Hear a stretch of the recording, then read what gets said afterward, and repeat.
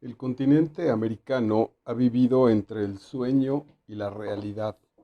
Ha vivido el divorcio entre la buena sociedad que deseamos y la sociedad imperfecta en la que realmente vivimos. Este mundo de contradicciones, este ser que en términos filosóficos literarios sigue siendo abordado para finales del siglo XX por la nueva, esta filosofía latinoamericana basada en las reflexiones de Leopoldo Sea entre los mexicanos más importantes, pero que abarcó todo el continente, hasta las contradicciones en nuestras escuelas primarias con los niños, en el clasismo, en a veces incluso un racismo, en la negación la negación social de la gente indígena, los complejos de clase, todas estas contradicciones que vivimos de manera relativamente cotidiana en nuestro ser, están puestas en este espléndido ensayo que creo, esto no estoy seguro, habrá que revisarlo ahí en un dato más preciso, que este texto, este espléndido conjunto de ensayos del maestro Carlos Fuentes, que se llamó El espejo enterrado, jugando con aquella famosa, con aquel mito pues de los españoles en la conquista de las tierras prehispánicas mexicas, de cambiar espejitos pues por joyas y oro básicamente. Este espejo enterrado, este espejo guardado es el que finalmente podrá, en términos generales de este texto, establecer una identidad y revisar y permitirnos de manera muchísimo más clara y por lo tanto libre y verdadera saber quiénes somos. Del maestrazo Carlos Fuentes. El espejo enterrado de Carlos Fuentes. Hoy vamos a trabajar con esto. Decía que quizá el dato que había que confirmar era si este texto fue escrito para la conmemoración de los 500 años de este encuentro. Se llamó en general un término más socialmente aceptado, se le llamó el encuentro de dos culturas, pero finalmente sigue siendo la conquista como tal y quién sabe cuántos años tardemos antes de empezar a modificar ese nombre en el inconsciente del pueblo o justamente en los planes de estudio, básicamente diría yo desde las primarias, pues porque es un elemento con el que, cuando menos en México, vamos creciendo a partir de esta narrativa que hemos elaborado con este encuentro, traumático o no, que nos sigue definiendo en nuestras acciones del día a día. Y estas contradicciones son las que va a revisar en una maravillosa apuesta, o revisó el maestro Carlos Fuentes, que no han perdido ninguna vigencia, tienen toda la posibilidad filosófica existencial de acción para transformarnos, particularmente como mexicanos. Ahora, aquí hay una apuesta en este texto también súper interesante con respecto a, evidentemente, toda Latinoamérica, pero hay algo que es muy novedoso, seguramente, entre las propuestas que expliquen este encuentro, esta conquista, que es la posibilidad de España de reflejarse también, la España actual, de sentirse reflejada y pertenecida a sus hijas, a su Hispanoamérica.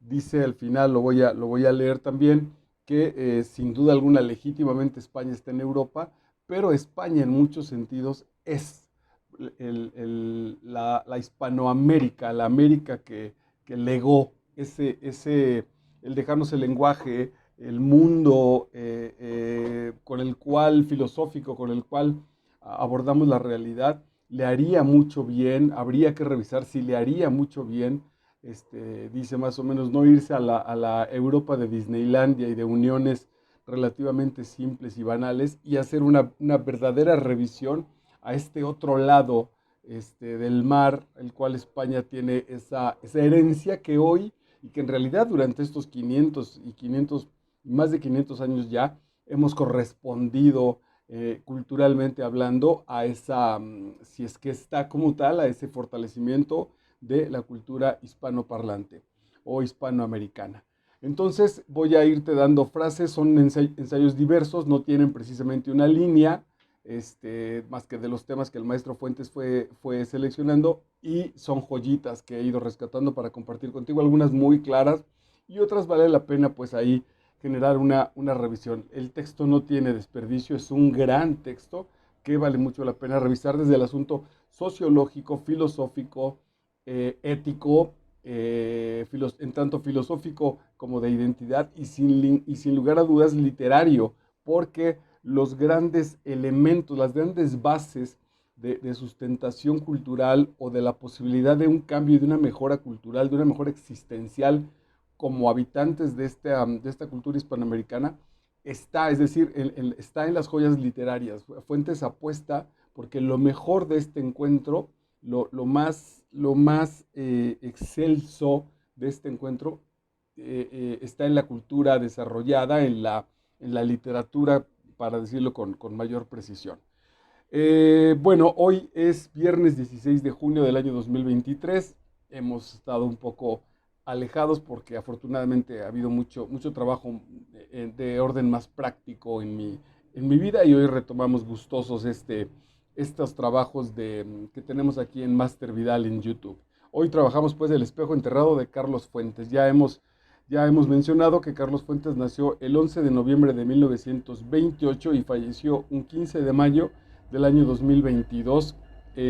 Nació en Panamá, pero al ser hijo de un diplomático, enseguida pues tuvo siempre la nacionalidad mexicana, que él asumió, yo diría que hasta orgullosamente, y falleció en la Ciudad de México el 15 de mayo del 2012. En este canal de Master Vidal, por orden alfabético, ya tenemos muchísimas obras trabajadas. Yo creo que sin duda es uno de los favoritos de este espacio.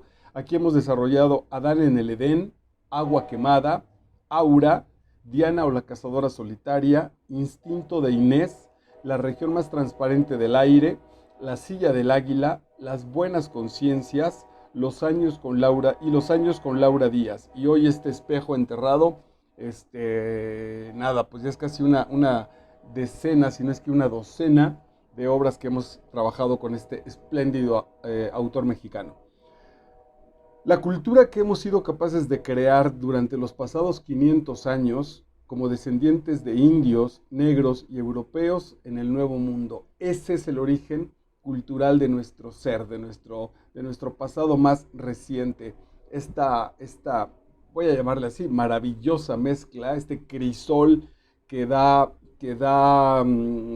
echa a la luz a lo que somos como los mexicanos, viene de que durante 500 años se han horneado en este crisol indios, negros y europeos en este nuevo mundo, con todo lo que la implicación filosófica, literaria, religiosa, de la herencia de la Edad Media, del Renacimiento europeos, que implicaba el Nuevo Mundo, toda esa carga de ilusión, de fantasía, etcétera, etcétera. También eso es parte de nuestro ser.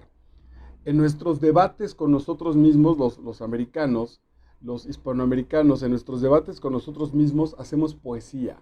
Hay un gusto, hay un sabor de este lado del mundo, de esta Hispanoamérica, una especie de poesía innata, de un asunto muy apegados a la belleza. Generamos culturas muy estéticas, con mucho desarrollo justo a partir también de ese elemento, ¿no? La belleza es algo importante, quizá no como un estudio, no como la estética propiamente dicha, pero sí hay un asunto de embellecer. En El arco y la lira, Octavio Paz dice que también es un elemento estético, embellecer la realidad, poner la mesa agradable para la cena de la familia, es parte de habitar ese mundo estético que particularmente los hispanoamericanos poseemos. Entonces, en nuestros debates con nosotros mismos hacemos poesía.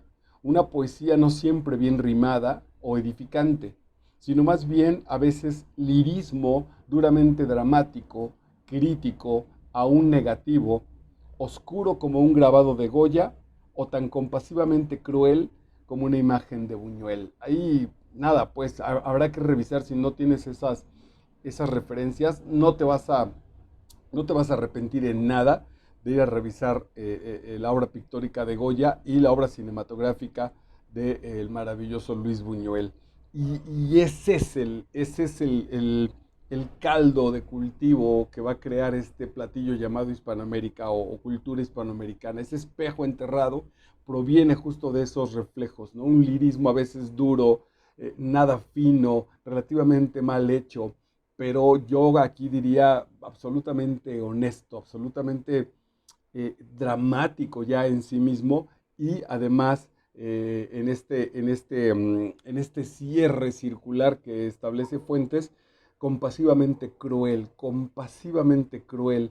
las imágenes de Buñuel, son dos adjetivos perfectos para que caben perfectamente en la cinematografía de Buñuel, compasivamente crueles, como Los Olvidados o Nazarín, o Viridiana o El Fantasma de la Libertad y las obras más importantes del maestro Buñuel podrían ser justo compasivamente crueles.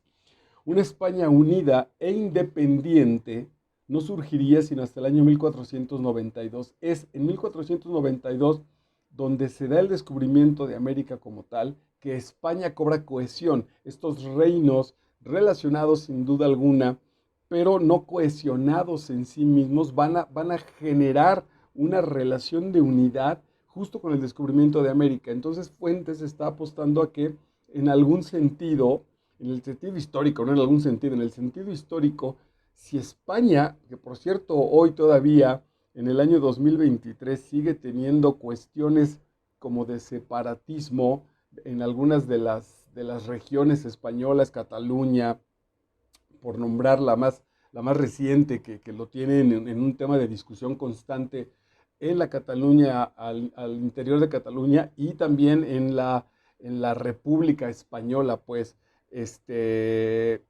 con algunas otras provincias también que están pensando en eso, que no se acaban de sentir españolas.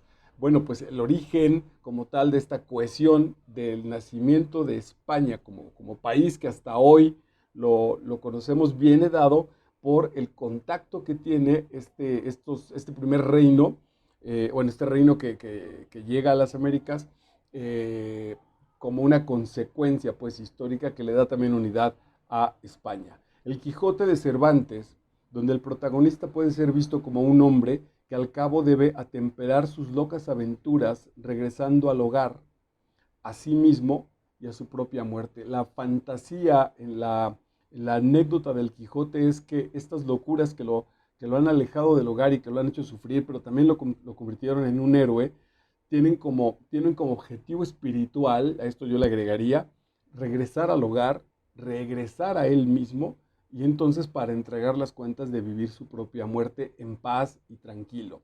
Es perfectamente un reflejo es decir, una proyección que termina por reflejar esta historia del Quijote con la historia de un país, con la historia de Hispanoamérica.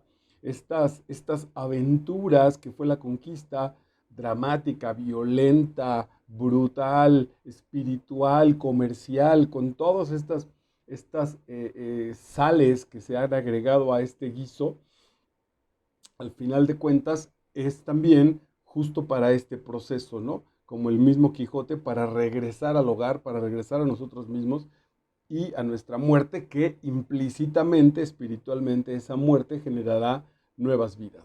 Marsilio Ficino dice, nada debe ser desechado, nada es increíble, nada es imposible. Las posibilidades que negamos son tan solo las posibilidades que ignoramos. Nada, espléndido, ¿no? Ficino y su visión del mundo tan amplia, sacudida brutalmente, bueno, mortalmente por la religiosidad de su tiempo. Eh, pero hace 500 años estaba generando esta propuesta que hoy sería sin duda alguna bandera de muchísimas cuestiones de desarrollo personal y de metafísica y estas cuestiones ya se trabajaba desde ese momento, pues, en la espiritualidad que encuentra Ficino de una posibilidad universal de ser, de adelantado sin duda alguna en algunos aspectos al mismísimo Heidegger como una proyección a realizar como entes los hombres que no estamos determinados ya, no llegamos nacidos y solo nos espera la muerte. Llegamos nacidos, pues, para desarrollarnos, para completarnos en algún sentido, o en el sentido existencial o personal por nosotros mismos. Entonces, este encuentro, ¿cómo le podemos ir generando desde el destino de habernos encontrado? ¿Qué podemos ir obteniendo? ¿Qué frutos nos pueden ir nutriendo de este encuentro, de este mirarnos en este espejo enterrado? ¿Cómo podemos vivir con el otro? Se pregunta Carlos Fuentes. ¿Seremos capaces de comprender que yo soy lo que soy solo porque otro ser humano me mira y me completa? Es profundamente filosófico. Sin el otro, yo no tendría conciencia de mí. Sí, así, simplemente no sabría de mí, no podría elaborar nada, no podría generar ninguna narrativa de mí. Es ser mirado por el otro lo que completa esta, esta identidad para conmigo mismo y por lo tanto para los otros. Algún día lo lograremos, seremos capaces de comprender que yo soy lo que soy, que el mexicano es mexicano solo porque otro ser humano me mira y me completa, porque en ese sentido histórico, la llegada a Europa de los españoles nos vio y nos completó.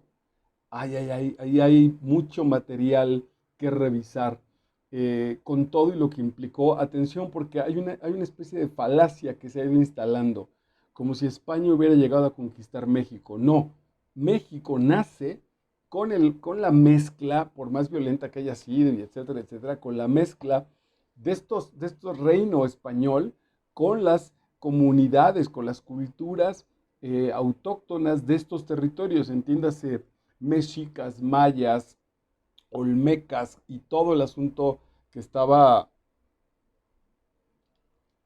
viviendo lo que hoy conocemos como el territorio mexicano. Bueno, ese encuentro y esa resolución de este choque de culturas es lo que da origen a México. Los españoles no llegaron a conquistar México. México no existía antes de los españoles. Son justo la mirada de los españoles con el encuentro de las culturas autóctonas lo que da ese sentido de mexicanidad. Ese es el espejo al que hay que mirarnos. ¿Se entenderá algún día la conquista de México como una derrota del vencedor y del vencido? Los dos perdimos. Al fin, bueno, los dos perdieron porque son en realidad mis abuelos, son nuestros abuelos los que perdieron. No estoy, nada, pues creo que se entiende. Pierdo como herencia española y pierdo como herencia autóctona, como herencia prehispánica, mexica.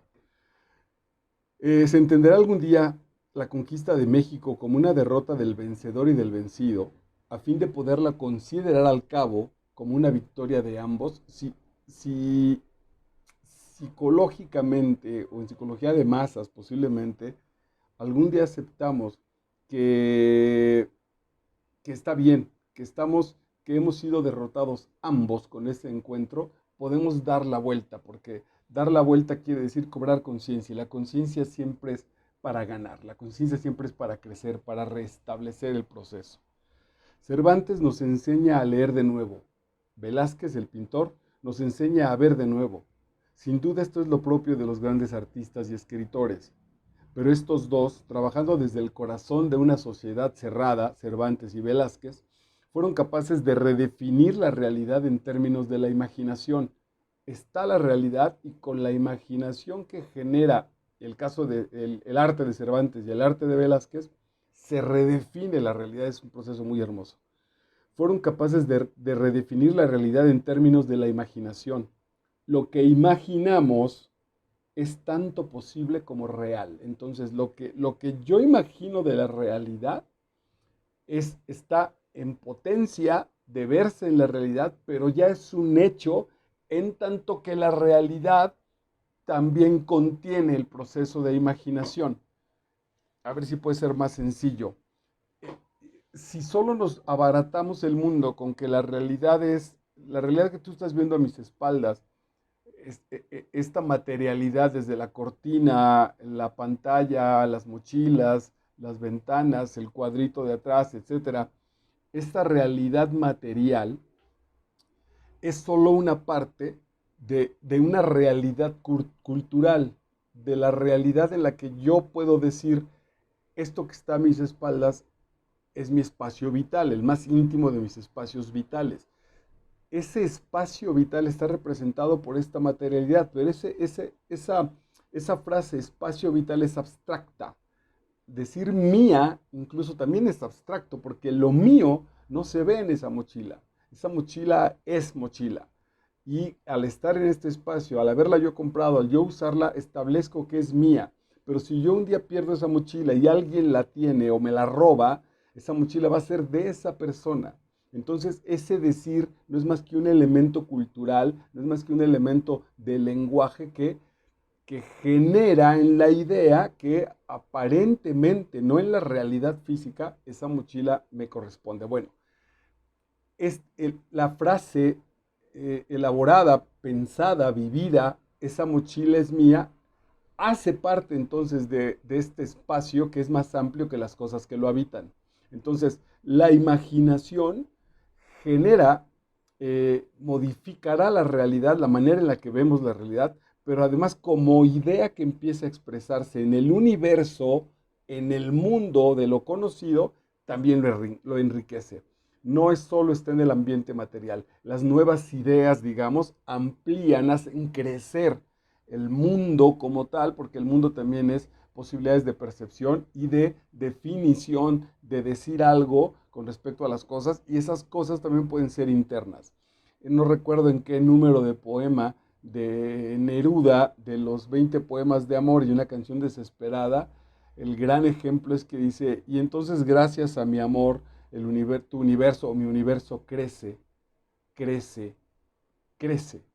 Y la gran pregunta es, ¿por qué lo nombra 3 veces? Bueno, pues porque con cada frase y con cada proceso de crecer, ese, esa idea en realidad sí amplía el universo, no físicamente, pero no todo es físicamente porque la concepción que tenemos de las cosas es más amplia que el mundo físico al que le corresponden. Espero haber sido claro.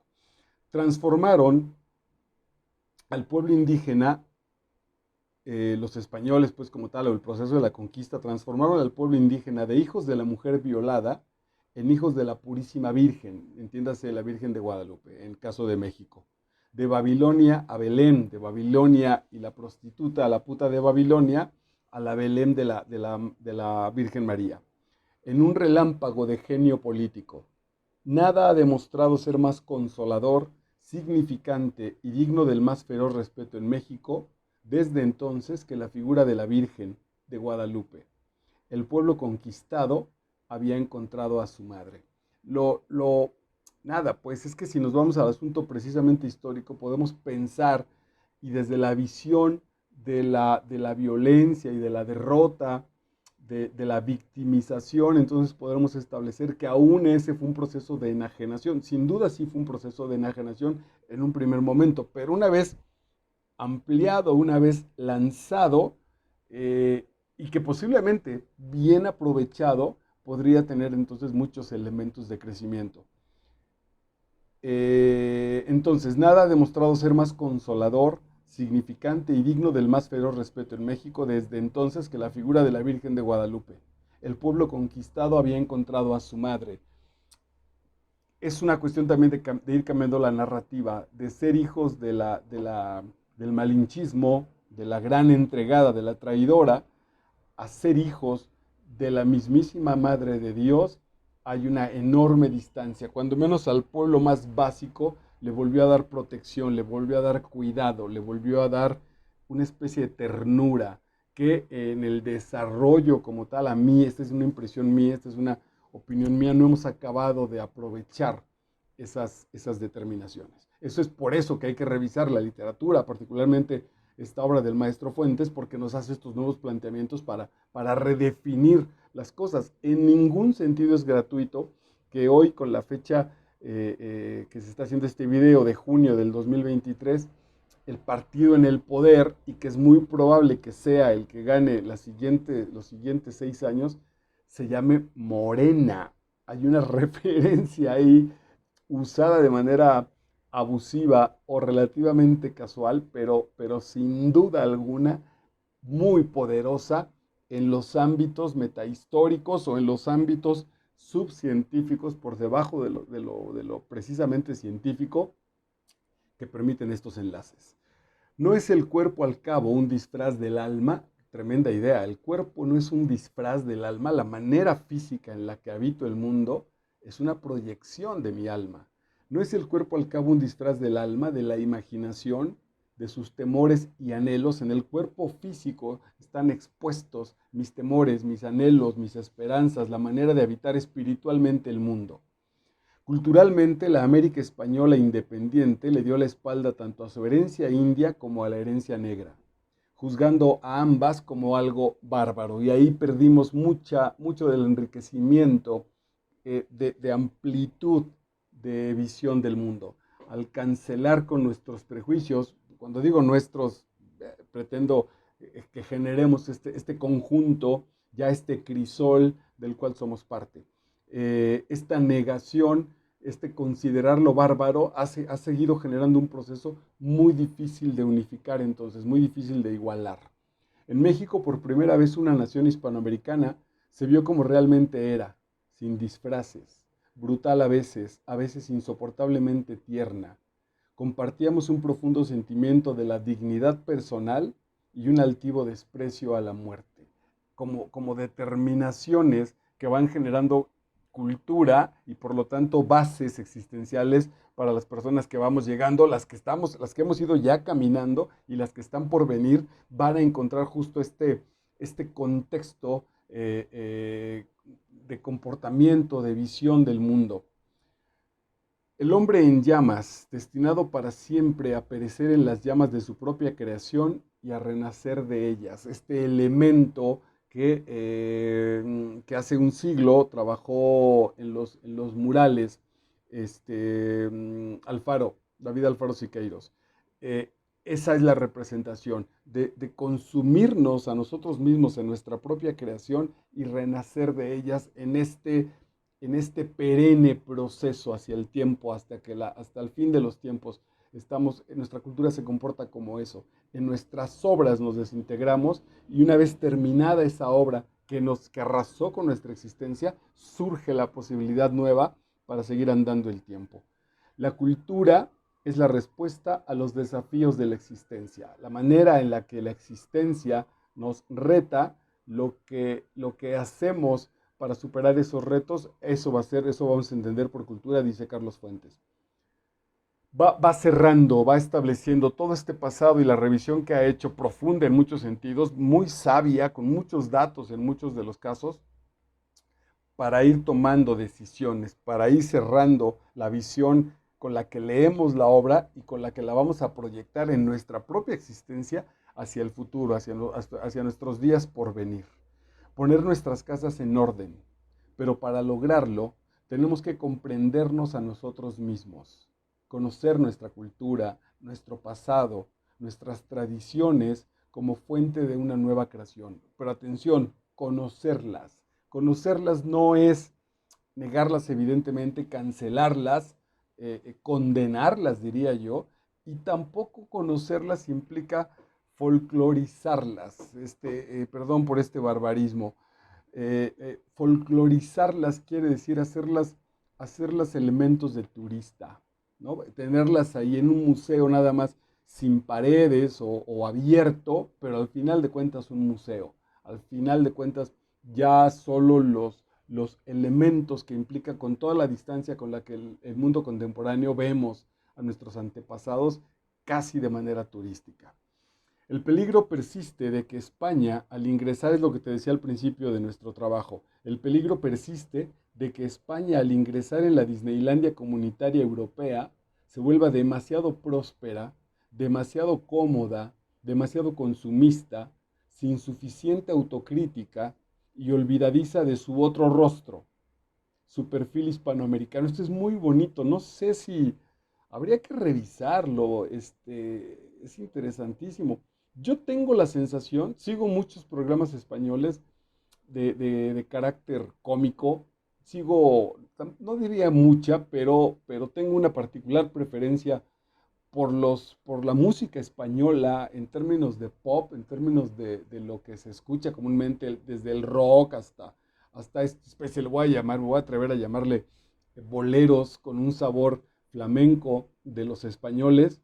Sin duda, mucho de la literatura actual española, pues también la reviso con mucho cuidado, los deportes, en fin, estoy muy cerca como tal de la cultura actual de España. Y, y sin duda, creo que Hispanoamérica es un territorio querido para los españoles culturalmente hablando, pero no sé si ellos lo consideran, creo que no, si ellos consideran que su propio rostro, España como tal, tiene un perfil hispanoamericano y es mucho de lo que apuesta Carlos Fuentes en esta tremenda obra, que los españoles se sientan también que en su propia, que tiene mucho sentido, es como yo reconocerme a mí mismo en los perfiles de mis hijos. Ahí, por poner el ejemplo así mucho más claro. Y es cierto, pues, yo distingo el parecido, reconozco, perdón, reconozco el parecido que hay entre las voces de mis dos hijos. Tienen un timbre ahí que digo, ok, ahí está, y que a veces lo relaciono, fíjense cómo es interesante, no lo relaciono conmigo mismo, lo relaciono con mi padre. Entonces, de pronto, claro, desde mi yoidad, desde mi ser, digo, mis hijos o alguno de ellos cuando menos tiene el timbre de voz muy parecido al de mi papá, al de su abuelo. En realidad debe tener el mío y yo el de mi propio padre. Pero distinguirlo aquí conmigo, en mí mismo, es lo complicado, lo que Fuentes ya estableció también. Para eso está mi propio reconocimiento, en la mirada de los otros, en la relación con los otros, es que lo establezco. Entonces no sé si España tenga conciencia de que ellos tienen un rostro hispanoamericano, de que ellos se pueden revisar a sí mismos en las culturas hispanoamericanas, hispanoparlantes. Entonces, que España se vuelva demasiado próspera, demasiado cómoda, demasiado consumista, sin suficiente autocrítica y olvidadiza de su otro rostro, su perfil hispanoamericano. Legítimamente, España se encuentra en Europa, pero no debe olvidar que se encuentra también en Hispanoamérica. Los cachorros de la leona española, como nos llamó el poeta Rubén Darío. ¿Podemos ser sin España? Tremenda pregunta para nosotros. ¿Podemos ser sin España?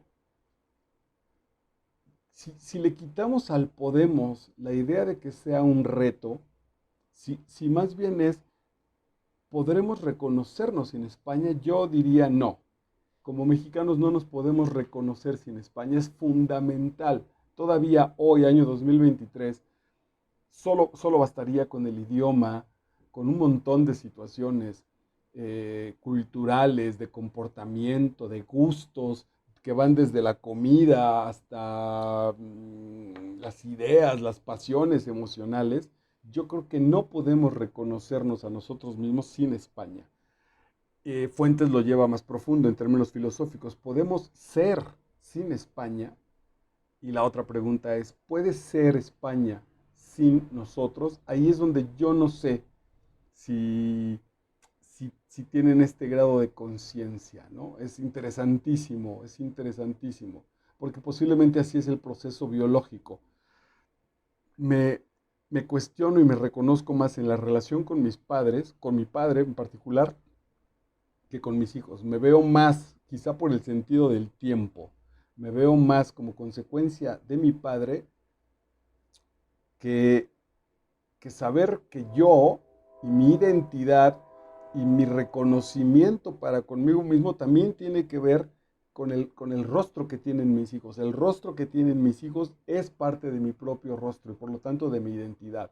Eso es más o menos lo que está planteando Fuentes. Y España puede ser España sin nosotros. Y fíjense que también yo diría no, porque ahora con esto que les comento de la literatura, del arte, particularmente de la música, los españoles se han enriquecido profundamente en los elementos literarios, poéticos y musicales, con los ritmos venidos de acá, también de otro crisol, africano, negro, mestizo, como tal, de orígenes mexicanos. Diría yo que estos saborcitos tropicales eh, están puestos allá. En las Canarias es interesantísimo, en las Islas Canarias españolas es interesantísimo porque parecería que las Canarias pertenecen más a Cuba que a España.